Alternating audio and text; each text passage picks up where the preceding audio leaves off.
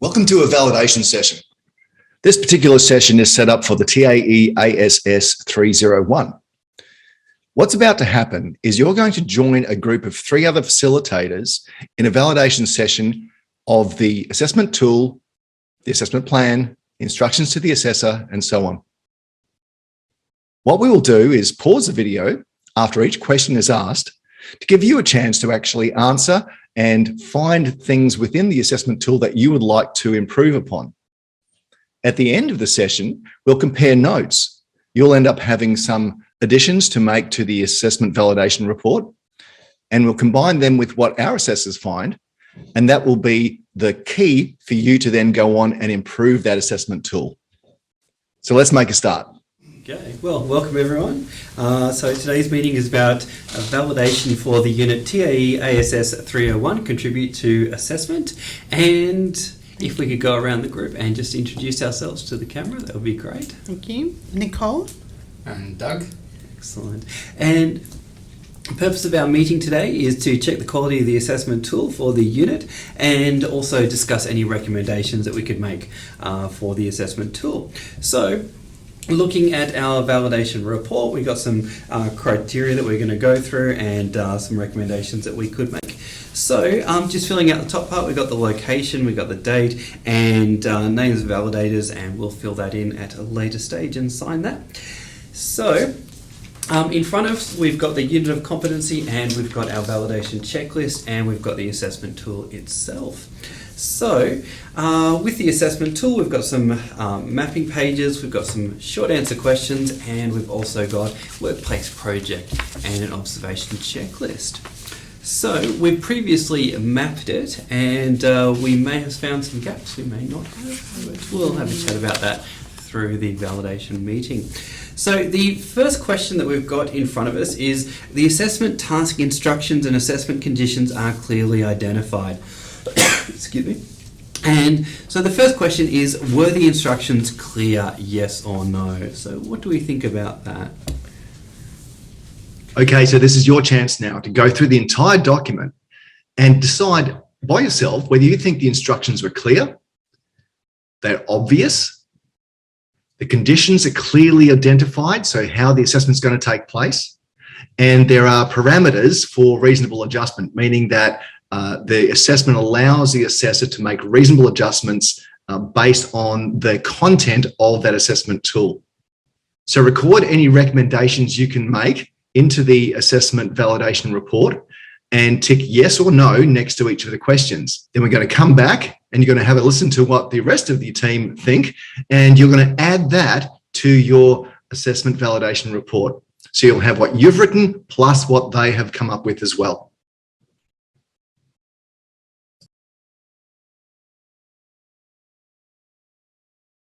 I think they're incomplete. Okay.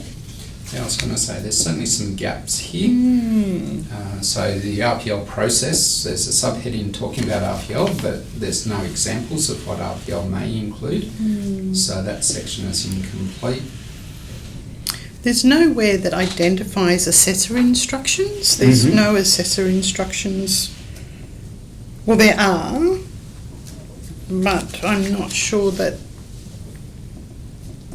they're not labelled as assessor instructions. No. So it needs a heading? It does definitely need a heading, and it needs expansion. If I was the assessor, I wouldn't know how to use these assessment instruments. No. So I think there needs to be some addition of some further information. So things, there's no information here, for example, of what happens if a student doesn't successfully complete the assessment. There's no information here to the student as far as what's the process is if they don't agree with the assessment outcome. Yeah, there's nothing appeals. Nothing about assessment appeals. There's no real information here to the assessor or the student about, well, what is the actual assessment process. There's a little section in here about the assessment overview, talks about the knowledge assessment, talks about workplace project, but there's no real information about, what the expected answers are going to be, how long the assessment's going to take, where the assessment's going to be undertaken. Yeah, there's a paragraph here that at a Certificate 3 level of qualification expected to provide thoughtful answers to written questions. Gives usually a sentence or two in length depending on the question. Again, and your one-word answers are not acceptable, but it doesn't actually give you enough, and it's not identified that that's for the candidate. No, well, I was about to say that information's not provided No. in the candidate instructions. That's right. So I think there's some inconsistencies. Personally, for me personally, when I'm writing assessment or assessor instructions and the student instructions, whatever I tell one, I tell the other. So if I'm going to talk to the assessor in this instance about the quality of the answer that's required in the knowledge assessment, I would include that information for the student as well. For the candidate. Okay. Next question is, are reasonable adjustment parameters included? Well, yes, there is. There's a section here under the candidate's instructions about reasonable adjustment, but there's nothing in the assessor instructions about reasonable adjustment, and there's no guidance to the assessor as to what is reasonable adjustment, what does it look like, how far can they go in adjusting the assessment before the assessment is no longer valid. Okay. So I'd like to see some more detailed guidelines. So this is what your team came up with. Take a moment now to pause the video, add what they have come up with to what you've already recorded. Now you're going to have a completed question 1 from the validation. So let's now move on to question 2.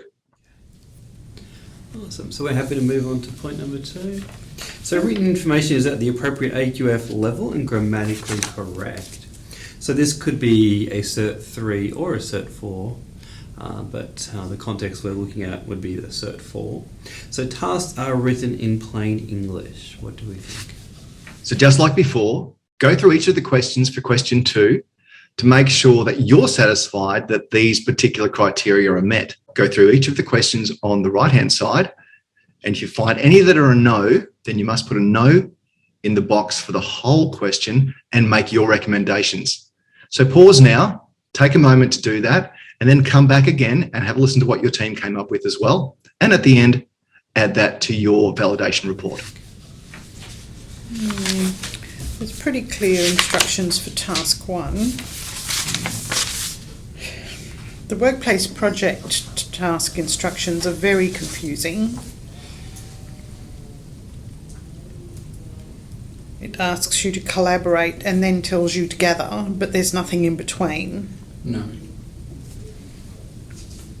And there are no instructions to the assessor on the workplace project. Grammar and spelling is correct. Appears to. Yes, I was going to say appears to. Yeah, I think that's a word search. It But, appears that we've. There's nothing that's obvious for me. Right. Anyway, reading through these. Yeah, there's nothing that So- jumps out. No.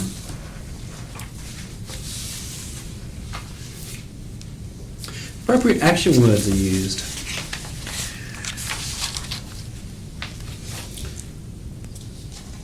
I think so. Like all of the questions, I actually quite like the way most of these questions are written. We've got list and briefly describe or explain in your own words. There's a couple of questions that possibly, if we're being picky, you know, could be rewritten in the sense that question 8 and question 9 is talking about, well, what are the key parts of the assessment tool, or what is the main purpose of the assessment plan? Personally, I'd like to see words like What? explain or discuss or describe, something that's a little bit, you know, it gives the student more guidance as to exactly what it is we're after. Whereas, what are the 4 key parts of an assessment tool? Well, it really is just asking the student to list some of those components. Where list and describe the purpose would be. Well, particularly if we're looking at it from an AQF level 4, I would expect a deeper insight is from the student as to what is an assessment tool and the purpose of the assessment tool.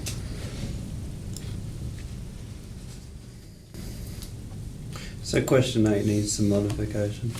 The word "what," I think, what is not really an action word.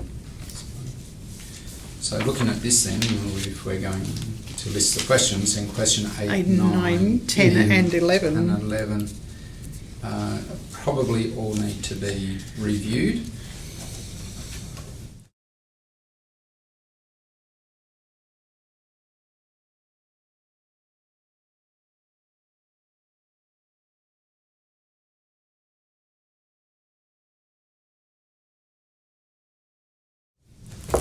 Okay.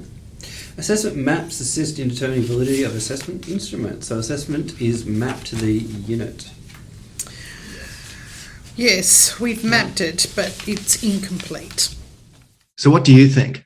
It's time for you to go back through the mapping that you would have done earlier. So the mapping is where you've mapped each performance criteria, knowledge evidence and performance evidence against the questions, the workplace project, and also the observations within the assessment tool.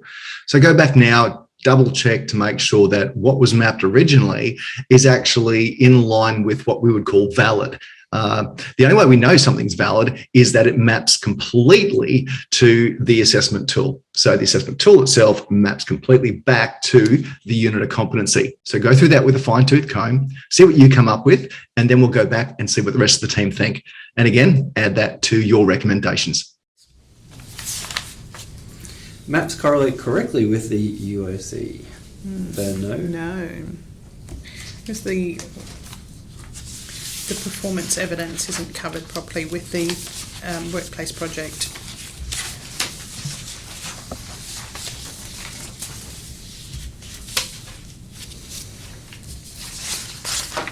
Something else to look at is the foundation skills are not left in this one. No. Although when you look at the unit of competency, it does actually identify the foundation skills A pre-map to the performance criteria. Performance criteria. So on the presumption that all of the performance criteria are addressed in the mapping, we can presume that the foundation skills are covered, are addressed as well. Okay.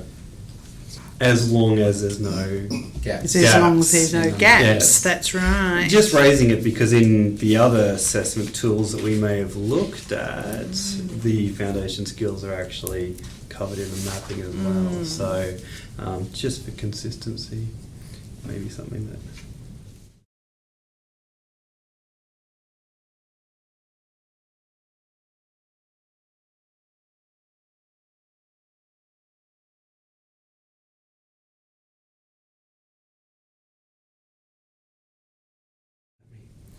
So, number 3, taken care of. Number 4, assessment recording mechanisms are clear and allow for sufficient information to be recorded. So what do you think? Is there enough room for the assessors to record not only their results, but also their comments that they need to do? Are they in the right place? So have a look through the document, see what you think, and then let's come back and compare to what the team thinks.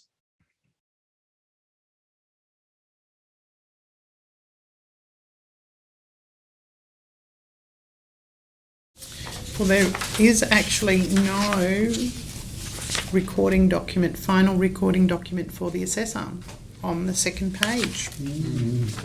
There's one for the knowledge, and one for the odds, but yes, nothing but overall. nothing as an overall. Whole of unit of competency outcome, there's that page is missing. Similarly, I know we'll talk about this later in the mapping as well, but the student information page with the declaration of authenticity is missing nothing out of this as well. So area to be marked for completion is clear. Well, it's no. It's a yes, but a no. No. Adequate room for notes? Well, no. It's there, but not. Yeah, there are plenty of sections notes. at the end of each of the assessments. The other thing I was going to comment though, where it's got areas to be marked for completion, a clear and adequate room for notes by assessors. In the observation checklist, even though there are sections for the assessor to make notes, there's no real guidance. There is for some, but there's no real guidance for the assessor as to the type of comments that we might be looking for. There are some notes there, but I'd like to see them expanded across most of those observations.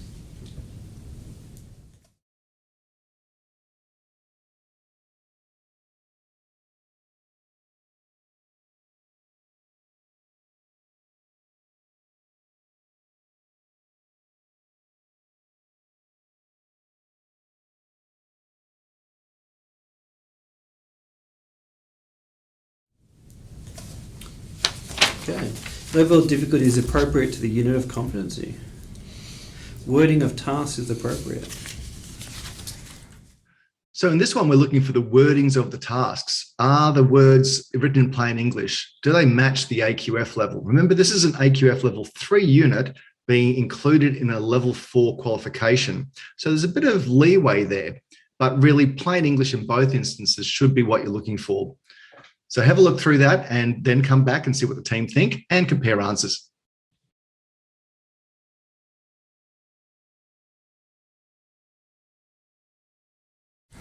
Well, I think overall they're not too bad, other than that previous conversation we've had where some of those words, as far as like questions 8, 9, 10, 11, where we're starting the question with what. Personally, I would like to see those questions changed to specific action words like describe or define or discuss. But other than that, overall, I think the wording in the assessments is appropriate. Prefacing that, obviously, if we need better instructions in the workplace project. They're incomplete in the project, but... Cool. Associated tasks are within the skills and knowledge range of candidate and unit. I would have said so. So, yeah. Yeah, I'd agree with that. Cool. With expanded instructions for the project. 6.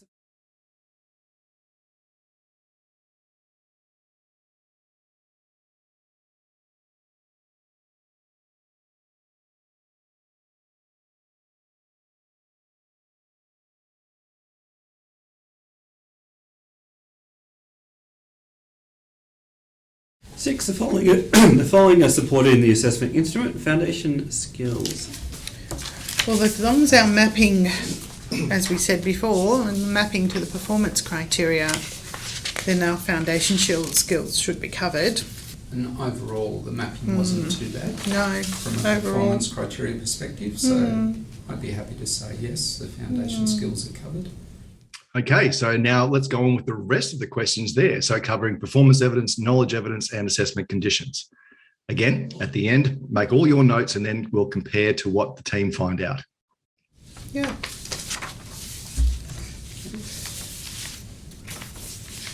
Performance evidence. Performance evidence can be demonstrated in a number of performances. Specific enough. Well, the workplace project, even though it is incomplete, it does state 3 occasions, which is the requirement of the performance evidence. Okay. The observation checklist, though, doesn't allow the assessor to identify this number of the observations. So it's labelled as 1. There's no indication that there should be 3. Okay. There is sufficient coverage of all aspects of knowledge evidence to the depth required. I think we actually matched the knowledge evidence, but there was something... That was the last couple of components. I think that the purpose and feature of assessment tools, it's really... Yeah, so the question 8 says, what are the 4 assessment tools? But it doesn't actually ask you for the purpose and the features of the assessment tool. It just asks you to list them. So I think that question needs to be expanded. All expected required conditions are covered in the assessment for the assessment conditions. Yes, so when we look at the assessment conditions, again, they're fairly generic, really, when you look at them. It basically, and I know I paraphrase, but basically the assessment condition says that this assessment can be completed either in the workplace or a simulated workplace environment. If it's in a simulated environment, obviously it must reflect what is typically within the training assessment environment within the student's workplace, and it's got to be assessed by a qualified assessor. Or they must have access to a qualified assessor. So I think in general we can say yes, the assessment conditions are covered off. So if we look at the workplace project, again, even though these instructions need to be expanded on, it does say that we need to undertake free evidence gathering activities, and that you need to have access to the qualified assessors. So I think overall they're not too bad.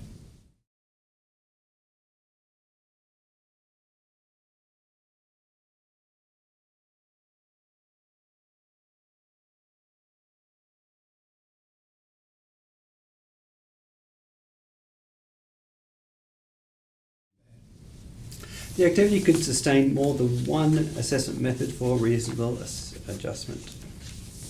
Yeah, I think so. Yeah. Yep. Yeah. Again, we can undertake the assessment in a workplace or in a simulated environment. Yep. And obviously we can change the knowledge questions from a written format to an oral format if required. So. Okay.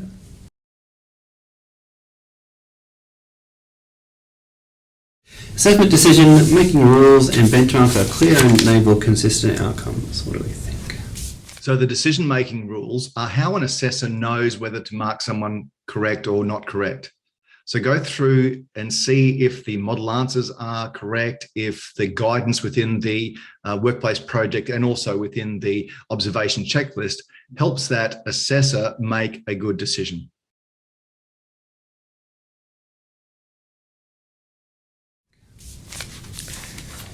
Well, I think that the benchmark responses are fairly clear.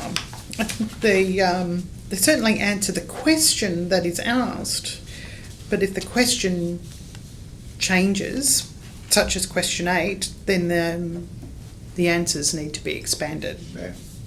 I also think the observation could include more guidance for that's it. observer. Yeah, we did say that, didn't we? We needed the assessor to have further guidance on the observation checklist.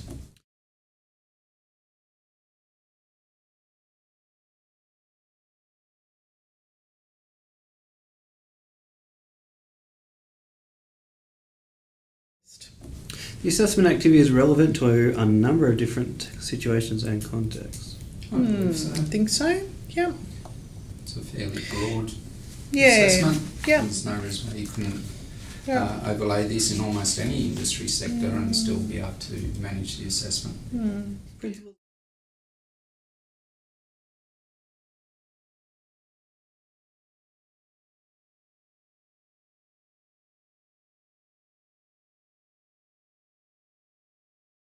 Principles of assessment have been addressed. Does the assessment, does it assess all aspects and dimensions of the competency? This is one of the most important questions within the whole validation document because you're testing the principles of assessment. Is the assessment instrument valid, reliable, flexible, and fair? So take a moment to go through each part, take your time and see if it meets these principles of assessment.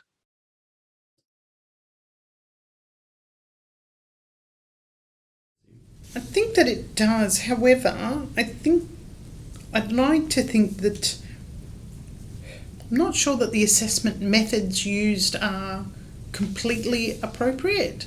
I personally would like to see a third-party report from the supervising assessor because I can't tell you whether the evidence is collected meets the rules of evidence because I'm not that subject matter expert. So I think that a report from the supervising assessor could be an appropriate assessment method in his saying.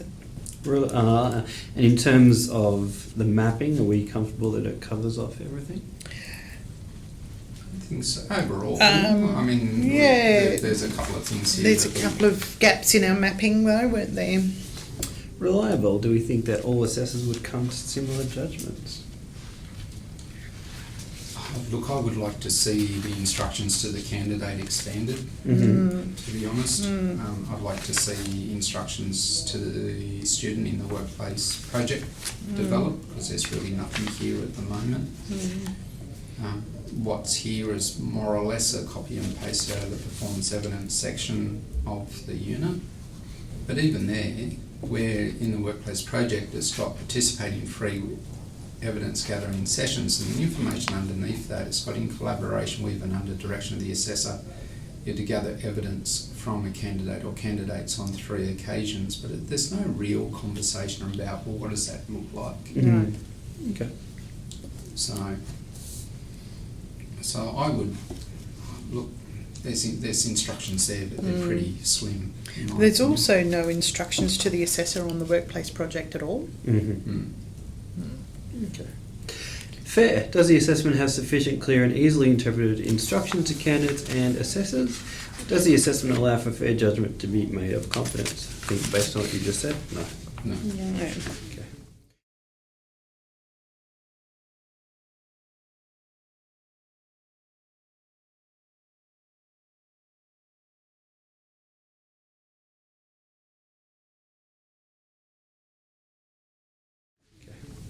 The rules of evidence have been addressed. Does the assessment collect the information required of the candidate to demonstrate competency? So here now, because we haven't actually trialled this assessment tool with a real student, we have to look at the tool to check that there are spaces available to gather the particular evidence requirements, to make sure it's valid. Does it collect all the evidence required to meet the benchmarks? To ensure authenticity, does it have areas for the student and the assessor to sign off on their own work and that it's been assessed and feedback has been given? For currency, are there places for dates or recordings for things like version control of the actual assessment tool? And finally, sufficiency. Does it actually capture all the performance evidence required of this particular unit of competency? Good luck. It's now time for you to go through the instrument and check against valid, authentic, current, and sufficient. And then we'll have a brief pause. And when we come back, we'll check out what the rest of the team came up with for this final question. Well, again, I'd like to see a third-party report because of that requirement of documenting the evidence and using the instruments provided by the supervising assessor. Have they used the documents from the supervising assessor correctly? And again, as we've already discussed, I don't think there's clear enough instructions Across the board, particularly for the student, but also for the assessor, on how these assessments are to be implemented. So yeah, there's no instructions to the assessor in the knowledge questions either. Authentic? Are we comfortable that we've proven it's a candidate's own work? Well, no, there's no student information page, so there's no cover page. Declaration of authenticity statement here. It's fair enough to say that at the end of each of the assessments there is feedback to the student, and the student needs to be able to countersign them. But I would like to see what I call a student information page, which includes that authenticity statement. And there's nothing at the top of the observation or the knowledge to identify who the student is, or who the assessor is. So I'd like to see a table in there about the date and who's being assessed by whom. Is the evidence gathered recent and within reasonable time limitations? Well, personally, in this case, follows on from the conversation we've just had, as Nicole's identified, there's no date fields on any of the assessments. The feedback is dated, but as we know, feedback might be a few days after the assessment, depending on how the assessment is undertaken. So I'd like to see date fields on all of the assessments as to when they were actually undertaken. Okay. There is version control on the document, but the release number of the assessment of the unit isn't really on here. So, if the release is different, are we looking at the right unit of competency? We won't know that. So in this case we are, but hopefully they don't put another release out of this unit. Okay. And sufficient. Does the evidence collected cover all the required aspects and dimensions of competency? No. No. Cool. Anything we want to say about sufficiency? I think we've got plenty of things. I think we've said already, to be honest. Refer all the recommendations above. Awesome. Thank you very much.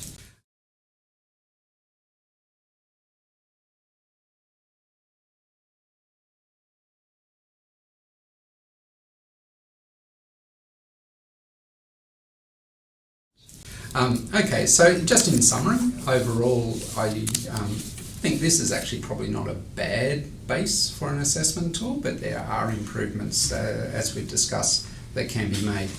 I think the mapping needs to be a bit clearer on this.